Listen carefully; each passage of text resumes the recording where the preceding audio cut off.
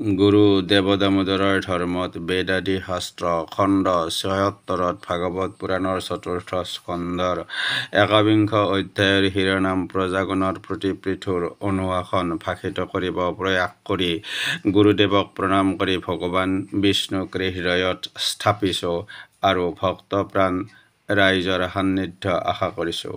মৈত্ৰেয়ে ক'লে, হে বিদুৰ, যজ্ঞ সমাপ্ত কৰি পৃথু মহাৰাজ পুৰৰ মধ্যত প্ৰৱেশ কৰিলে।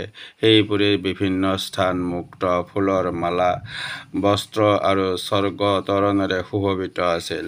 সেইবিলাক সুগন্ধি মহাধূপৰে সুবাহিত হৈ আছিল। সেই পুৰীৰ ৰাজপথ প্ৰাংগণ আৰু অভ্যন্তৰস্থ পথবিলাক চন্দন আৰু অগৰু মিশ্ৰিত জলত বিধৌত হৈ আছিল। ফল পত্ৰ সমন্বিত কলগছ, তামোল গছ আৰু পল্লৱমালাৰে সমস্ত ঠাই অলংকৃত কৰা হৈছিল। প্ৰজাসকল আৰু উজ্জ্বল মণিকুন্তলেৰে ভূষিতা কুমাৰীসকলে দীপমালা, দৈ প্ৰভৃতি নানাবিধ উপহাৰেৰে পৃথুক অভ্যৰ্থনা জনালে।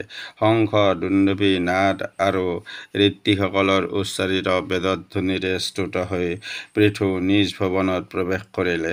এনেধৰণে বিপুল ঐশ্বৰ্যৰ অধিকাৰী হ'লেও পৃথুৰ কোনো ধৰণৰ অহংকাৰ নাছিল।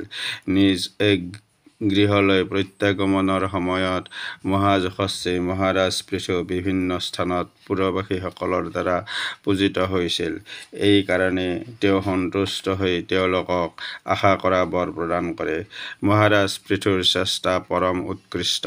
তেওঁ মহৎ, সেই কাৰণে তেওঁ সকলোৰে পূজ্যতম আছিল। তেওঁ পৃথিৱীৰ দহন প্ৰভৃতি নানা ধৰণৰ কৰ্ম সম্পাদন কৰি নিজ যশ বিস্তাৰ কৰে। দীৰ্ঘকাল সুস্থিৰভাৱে ভূমণ্ডল শাসন কৰি তেওঁ পৰম ধামত গমন কৰিছিল। সূতে ক'লে, সভাপতি শৌনক, পৰম ভাগৱত বিদুৰ, মহৰ্ষি মৈত্ৰেয়ে কোৱা আদিৰাজ পৃথুৰ যশ আৰু কীৰ্তি শ্ৰুত হ'ল। পৃথুৰ কাহিনী শ্ৰৱণ কৰি মহামুনি মৈত্ৰেয়ক পূজা কৰিলে। হে মুনিসত্তম, পৃথুৰ যশ অসামান্য। সেয়া বিশেষ গুণৰ দ্বাৰা অৰ্জিত হয়। গুণশীল আৰু গুণগ্ৰাহী ব্যক্তিসকলে সদায় তেওঁক সমাদৰ কৰে। তাৰ পিছত বিদুৰ মুনিবৰে মৈত্ৰেয়ক প্ৰশ্ন কৰিলে, হে মহামুনি, পৃথুৰ ৰাজভিষেক মুনিসকলে কৰিছিল। যি বাহুদ্বয়ৰ শক্তিত তেওঁ পৃথিৱী দহন কৰিছিল, সেই বাহুদ্বয়ে বিষ্ণুতেজ ধাৰণ কৰি সমগ্ৰ দেৱমণ্ডলীৰ ওচৰত বিশেষ সন্মানপ্ৰাপ্ত হয়।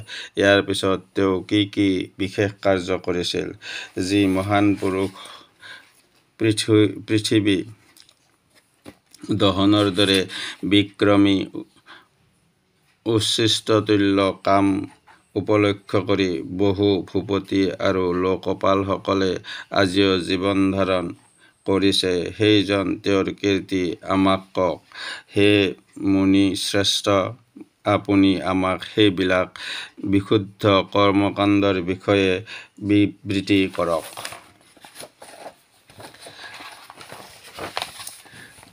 মৈত্ৰেয়ে স্মিত হাঁহিৰে ক'বলৈ আৰম্ভ কৰিলে। মহাৰাজ পৃথুই তেতিয়া গংগা আৰু যমুনাৰ মধ্যৱৰ্তী ভূভাগত বসবাস কৰিব ধৰিলে। তেওঁ ভোগৰ দ্বাৰা শূন্যক্ষয়ৰ উদ্দেশ্যে প্ৰাক্তন কৰ্ম অনুযায়ী বিষয়ভোগ কৰিব ধৰিলে। ৭টা দ্বীপৰ মাজত একমাত্ৰ তেওঁৱেই দণ্ডধৰ আছিল। ব্ৰাহ্মণ কুল আৰু ভগৱান অচ্যুত যি ব্যক্তিসকলৰ গোত্ৰ প্ৰৱৰ্তক তুল্য, সেইসকল বৈষ্ণৱৰ মাজত সৰ্বত্ৰ সকলো ঠাইতে আৰু সকলো বিষয়ত পৃথুৰ আদেশ প্ৰচলিত আছিল। কালক্ৰমত এদিন মহাৰাজ পৃথু এক মহাযজ্ঞত দীক্ষিত হ'ল। সেই যজ্ঞত দেৱতা, ব্ৰহ্মৰ্ষি আৰু ৰাজৰ্ষিসকলে সমাগত হৈ সভ্য হ'ল। যজ্ঞস্থলত সমবেত পূজনীয় সভাসদসকলৰ মহাযজ্ঞ অৰ্চনাৰ ক্ষেত্ৰত নক্ষত্ৰ পৰিবৃত্ত শশধৰৰ সদৃশ তেওঁ দণ্ডায়মান আছিল। তেওঁৰ দেহ আছিল সমুন্নত আৰু গৌৰবৰ্ণ, বাহুদ্বয় আছিল দীৰ্ঘ আৰু বলিষ্ঠ, সুগঠিত নাসিকা, সুস্পষ্ট স্কন্ধদ্বয়, ৰক্তাভ লোচনত তেওঁৰ মুখশ্ৰী সুন্দৰ, মৃদু হাস্যযুক্ত প্ৰশান্ত মূৰ্তিৰ। তেওঁ স্মিতনয়নেৰে চতুৰ্দিশে দৃষ্টিপাত কৰিলে। তেওঁৰ বক্ষস্থল প্ৰশস্ত, কটিদেশ বিস্তীৰ্ণ, উদৰ ত্ৰিবলী শোভিত আছিল। উদৰৰ নিম্ন অংশত অস্বস্থ পল্লৱৰ দৰে ওপৰৰ পিনে বিস্তৃত আৰু নিম্নাংশৰ পিনে সংকুচিত আছিল। নাভিদেশ জল আৱৰ্তৰ গৰ্তৰ দৰে গভীৰ, উৰুদ্ধই কাঞ্চনতুল্য উজ্জ্বল আৰু চৰণৰ অগ্ৰভাগ উন্নত আছিল। তেওঁৰ কেশবন্ধন আছিল সূক্ষ্ম, কুটিল আৰু ঘন কলা সুগন্ধি। ডিঙিত কম্বুৰ দৰে তিনিটা ৰেখা অংকিত। তেওঁৰ পৰিধানত আছিল মহামূল্যৱান পট্টবসন আৰু উত্তৰীয়। যজ্ঞৰ নিয়ম অনুসাৰে তেওঁ ভূষণ পৰিত্যাগ কৰিছিল। ইয়াৰ ফলত তেওঁৰ স্বাভাৱিক দেহৰ শোভা প্ৰকাশ পাইছিল। কৃশ জিনধাৰী আৰু কুশহস্তে তেওঁ যজ্ঞক্ৰিয়া সম্পাদন কৰিছিল। সেই সময়ত তেওঁৰ অপূৰ্ব শ্ৰীমণ্ডিত দেখা গৈছিল। তেওঁৰ চক্ষু তাৰকা আছিল স্নিগ্ধ আৰু সন্তাপহৰিণী। চতুৰ্দিশে প্ৰসন্ন দৃষ্টিপাত কৰি তেওঁ শ্ৰুতিমধুৰ বাক্যত ক'ব ধৰিলে। তেওঁৰ বচনভংগী আছিল অতি সুন্দৰ। ভাষণৰ প্ৰতিটো পদ আছিল বিচিত্ৰ, প্ৰশান্ত, শুদ্ধ, গম্ভীৰ, গূঢ় অৰ্থব্যাপক আৰু প্ৰাঞ্জল। সকলোৰে মংগল সাধনৰ উদ্দেশ্যে তেওঁ স্বীয় অনুভূত তত্ত্ববিলাক পুনৰ ক'ব আৰম্ভ কৰিলে। মহাৰাজ পৃথুই ক'ব ধৰিলে, হে সভাসদ, এই স্থানত মহাত্মাসকলৰ আগমন হৈছে। আপোনালোকে আমাৰ কথা শ্ৰৱণ কৰক। আপোনালোকৰ মংগল হ'ব। ধৰ্ম আগ্ৰহী ব্যক্তিসকলে সাধুসকলৰ আগত নিজ নিজ চিন্তা ব্যক্ত কৰা। প্ৰজাশাসনৰ সম্পাদনৰ বাবে আপোনালোকক জিজ্ঞাসা কৰিছোঁ। প্ৰজাসকলৰ জীৱিকা আৰু ৰক্ষণাবেক্ষণৰ নিমিত্তে জগদীশ্বৰে আমাক দণ্ডধৰ হিচাপে নিযুক্ত কৰিছে। আপোনালোকৰ নিজ নিজ ধৰ্মত নিযুক্ত কৰাই আমাৰ কৰ্তব্য কৰ্ম। প্ৰাক্তন কৰ্মসাক্ষী ভগৱান শ্ৰীহৰি যিসকলৰ প্ৰতি পৰিতুষ্ট হয়, ব্ৰহ্মবাদীসকলে যিসকলৰ গুণ কীৰ্তন কৰে, তেওঁলোকে আমাৰ লক্ষ্যত। সেইসকল ব্যক্তি সামান্য নহয়, তেওঁলোক সৰ্ব অভিলাষপূৰ্ণ। যি ৰজাই প্ৰজাসকলৰ স্ব ধৰ্ম শিক্ষা নিদি কৰ গ্ৰহণ কৰে, তেওঁ প্ৰজাসকলৰ পাপৰ অংশীদাৰী হয়। নিজ ঐশ্বৰ্যৰ পৰা সেই ৰজা পথভ্ৰষ্ট হৈ থাকে। গতিকে প্ৰজাসকল, আমি তোমালোকৰ প্ৰভু। আমাৰ প্ৰজাসকলৰ পাপৰ ভাগী হয়। গতিকে প্ৰজাসকল, আমাৰ পিণ্ডদান আৰু নৰলোকৰ মংগলৰ নিমিত্তে তোমালোকৰ ভগৱান হৰিৰ প্ৰতি মতি স্থিৰ কৰা। এইদৰে যদি তোমালোকে নিজ নিজ ধৰ্ম আচৰণ কৰা, তেতিয়াহ'লে আমাক অনুগ্ৰহ কৰা হ'ব। হে অম্লান চিত্তৰ পিতৃসকল, দেৱ আৰু ঋষিবৃন্দ, যদি আপোনালোকে মনতে ভাবে যে আমি সাধুবাক্য কৈছোঁ, তেতিয়াহ'লে সেয়া অনুমোদন কৰক। কাৰণ কৰ্মৰ কৰ্তা, শিক্ষাদাতা, অনুমোদনকাৰী তিনিজনৰেই পৰলোকত সেই ধৰ্ম অনুষ্ঠানৰ নিমিত্তে সমান ফল লাভ হয়। হে পূজ্যতম বৃন্দ, কাৰোবাৰ মতে যজ্ঞেশ্বৰ নাথ এজন, তেওঁ পৰমেশ্বৰ। আকৌ কাৰোবাৰ মতে ইহকাল আৰু পৰকালতেই ভোগৰ ভূমিত শৰীৰবিলাক দেখা যায়। মহামতী, মনু, উত্তানপাদ, ধ্ৰুৱ, প্ৰিয়ব্ৰত, ৰাজৰ্ষি, অংগ আৰু এনেধৰণৰ ব্যক্তি আৰু ব্ৰহ্মা, শিৱ, প্ৰহ্লাদ আৰু বন্দীসকলৰ বাবে কৰ্মফল প্ৰদাতা পৰমেশ্বৰ অৱশ্যে আছে। ধৰ্ম বিষয়ত বিমূঢ় মৃত্যুৰ দৰিদ্ৰবীন প্ৰবৃত্তি কেইজনমানক বাদ দি অন্যসকলে মন কৰে যে ভগৱান আছে। তেওঁৱেই ত্ৰিবৰ্গ, স্বৰ্গ আৰু মোক্ষৰ অদ্বিতীয় কাৰণ। কৰ্মজড়, সেইবাবে ফল প্ৰদানত অক্ষম। আনকি দেৱতাসকলো স্বাধীন নহয়, তেওঁলোকেও ফলদানত সক্ষম নহয়। শ্ৰুতিয়ে ক'লে তেওঁলোকৰো অন্তৰ্যামী আছে। ক'ৰবাত কৰ্ম সিদ্ধ হয়, ক'ৰবাত সিদ্ধি নহয়। গতিকে সকলো বিষয়ত ক্ষমতাৱান পৰমেশ্বৰ অৱশ্যেই আছে। তাতেই কৰ্মফল সিদ্ধি হোৱা সম্ভৱ হয়। হে প্ৰজাগণ, যাৰ পদাঙ্গুষ্ঠ বিনিসৃত গংগাৰ সদৃশ সদায় বৃদ্ধি পায়, তেওঁৰ ভজনা কৰা। এইদৰে অন্তঃস্থলৰ বহু জন্মৰ সঞ্চিত মালিন্য বিনাশিত হয়। যাৰ চৰণ শূল আশ্ৰয় কৰিলে পুৰুষৰ মানসিক দীনতা দূৰীভূত হয়, বৈৰাগ্যৰ দ্বাৰা বিজ্ঞান সাক্ষাৎ কৰা হয়, তেওঁকো উপাসনা কৰা। যাতে সংসাৰৰ ক্লেশত পুনৰবাৰ জৰ্জৰিত হ'ব নালাগে, সেই কাৰণে শ্ৰীহৰিৰ ভজনা কৰা। তেতিয়া নিজ নিজ অধিকাৰ অনুযায়ী অৱশ্যে পুৰুষাৰ্থ হ'ব।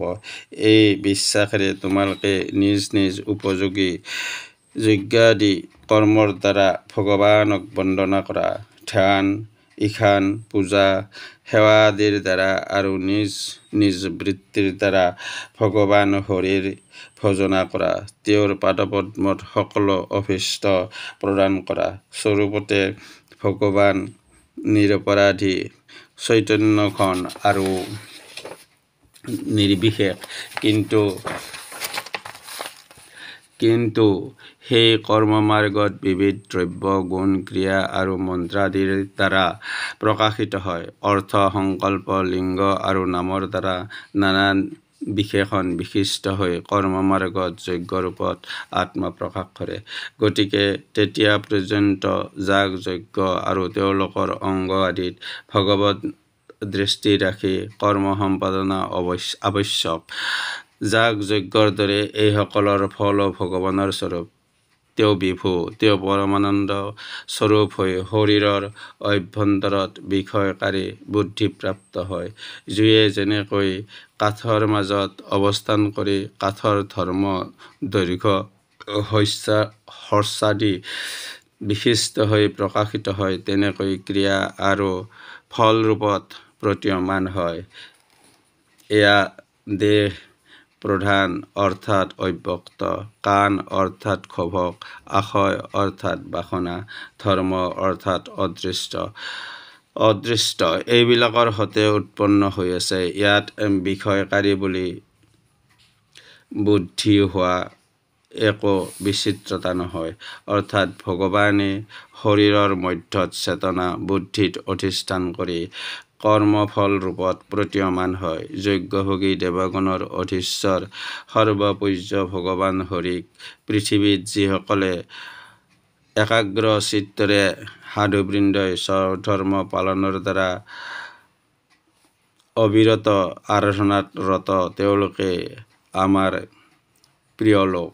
তেওঁলোকে আমাক সদায় অনুগ্ৰহ কৰি থাকে। ক্ষমা, সাধনা আৰু বিদ্যা এই বিবিধ মহাসম্পদৰ বলত বলীয়ান ব্ৰাহ্মণ আৰু বৈষ্ণৱ বুলি কুল সতত উজ্জ্বল। আমাৰ প্ৰাৰ্থনা এই যে কেতিয়াও কোনো ৰাজবংশই যেন তেওঁলোকৰ প্ৰতি প্ৰভাৱ বিস্তাৰ নকৰে, ক্ষত্ৰিয়সকলে যেন কেতিয়াও ব্ৰাহ্মণসকল আৰু বৈষ্ণৱসকলৰ প্ৰতি দণ্ডবিধান নকৰে। মহত্তমসকলৰ অগ্ৰণী পুৰাতন পুৰুষ ব্ৰাহ্মণসকলক শ্ৰীহৰিয়ে সদায় যিসকলৰ চৰণ বন্দনা কৰে, তেওঁলোক ব্ৰাহ্মণ। এই ব্ৰাহ্মণসকলৰ কৃপাত তেওঁ অচলা লক্ষ্মীক অৰ্জন কৰিছে। এওঁলোকৰ কৃপাত তেওঁ জগতৰ পবিত্ৰকাৰী যশ লাভ কৰিছে। তেওঁলোকৰ সেৱাত সৰ্ব অন্তৰ্যামী স্বপ্ৰকাশ বিপ্ৰপ্ৰিয় বিভুই পৰম প্ৰীতি লাভ কৰে। তোমাৰ বিনীত আৰু লোকসংগ্ৰহৰূপ ভগৱত ধৰ্মৰ তৎপৰ হৈ সৰ্বান্তকৰণে সেই ব্ৰাহ্মণকুলৰ সেৱা কৰিব, যি ব্ৰাহ্মণসকলৰ নিত্য সেৱাৰ দ্বাৰা লোকৰ অনতিবিলম্বে স্বভাৱতে চিত্তশুদ্ধি আৰু অনভ্যাসবাদে পৰম শান্তি অৰ্থাৎ মোক্ষ লাভ হয়। ব্ৰাহ্মণ সেৱাৰ দ্বাৰা সমস্ত যজ্ঞ আৰু জ্ঞানৰ ফল সিদ্ধি হয়। উপনিষদত যাক জ্ঞানাৰ্জন বুলি উল্লেখ কৰা হয়, তেৱেই ভগৱান অনন্ত তত্ত্ববেত্তা প্ৰভৃতি ইন্দ্ৰাদি দেৱতাৰ নাম উচ্চাৰণ কৰা শ্ৰদ্ধা হ'ব ব্ৰাহ্মণৰ মুখত অৰ্পিত হৰি শ্ৰী ভগৱানক প্ৰসন্নমনে গ্ৰহণ কৰক। অৱচেতন অগ্নিত প্ৰক্ষিপ্ত বস্তু গ্ৰহণৰ তেওঁ সেই ভাৱত প্ৰসন্ন নহয়। বেদত আদৰ্শৰ ন্যায় বিশ্ব প্ৰকাশিত। ব্ৰাহ্মণসকল শ্ৰদ্ধা, তপস্যা, মংগল, মৌন, ইন্দ্ৰ সংযমে সমাধিৰ দ্বাৰা এই নিমতল সনাতন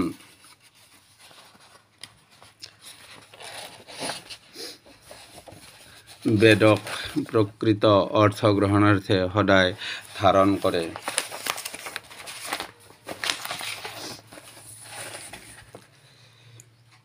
গুৰু দামোদৰে শিষ্য সমস্তক কহয় বাৰে বাৰত দৈহিক বিকাৰ নহব তাহাৰ জানে পৰমেশ তত্ত্ব নিজ ধৰ্ম মজে থাকে ভক্তজনে আমাৰ ভজনা কৰে চিত্ত প্ৰসন্নতে সংসাৰ আসক্ত ভাগৱত ভাৱ পাৱে আত্মা অবিনাশী দেহে পঞ্চভূত যাক থাকন্ত মনত বৰ্তমান আমি সমচিত্ত মাজে নাথাকো জাগত পদ শোকে দুখে যাৰ বিকাৰ নঘটে ইন্দ্ৰিয় তাৰ বশত সংসাৰ মধ্যত অৰ্থ কাম যাৰ নাথাকিব আসক্তিত। গুৰু দেৱদামোদৰৰ ধৰ্মত বেদ আদি শাস্ত্ৰ খণ্ড ৭৬ ইমানতে সামৰি সকলো ভক্ত প্ৰাণক প্ৰণাম কৰিছোঁ। অনন্ত কুমাৰ শৰ্মা।